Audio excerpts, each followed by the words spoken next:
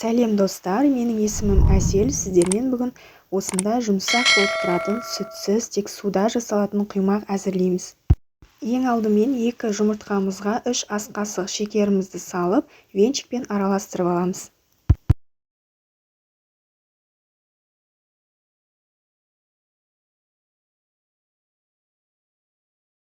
Үстіне 3 ас қасық сұйық майымызды құйып, тағы да араластырып аламыз.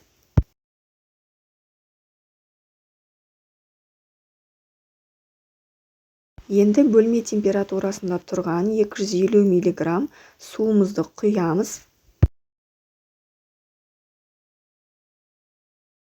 Және 180 грамм ұнымызды осылай бір қасықтан салып араластырып тұрамыз. Бізде басты мақсаты арасында іртік қалмауы керек.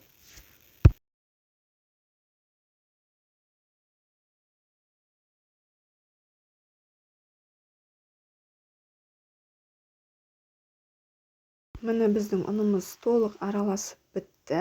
Енді 250 мг ыстық суымызды аламыз. Оған 1 шай қасық содамызды, ас содасын салып, бірінші араластырып аламыз. Содамыз ыстық суға араласқаннан кейін оның дәмі құймақта білінбей кетеді.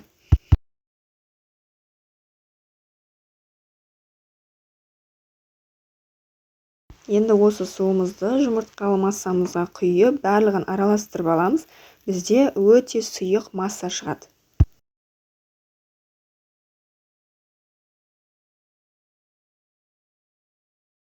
Міне біздің массамыздың сұйықтығы осындай. Енді табамызды қыздырамыз. Табамызды бірінші майлап жібереміз. Бұны тек бірінші ретті құймақтарға ғана майлаймыз, ал қалған құймақтар үшін керек емес, майлаудың қажеті жоқ. Біздің табамыз өте қатты қызып тұру керек. Сол кезде құймақты құйғанда тесік-тесік болып, түрлері өте әдемі болып шығады. Бұл құймақтың сүтпен жасалынған құймақтан ешқандай айырмашылығы жоқ. Өте жұмсақ болып шығады, өте жұқа.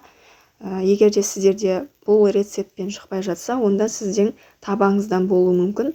Менде осы рецептпен тура осылай әдемі болып шықты.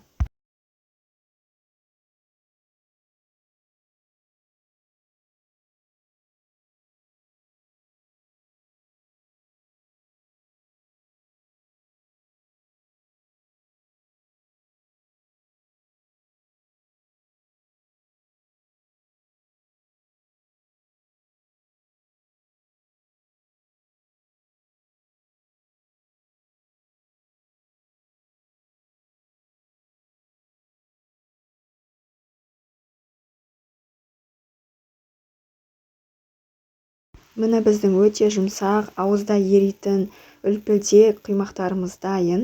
Осы рецептпен жасап көріңіздер. Астына ұнап жатса, комментарий қалдырып, лайк басуды ұмытпаңыздар. Сіздермен болған Әсел. Видеоны соңына дейін қарағандарыңыз үшін рахмет.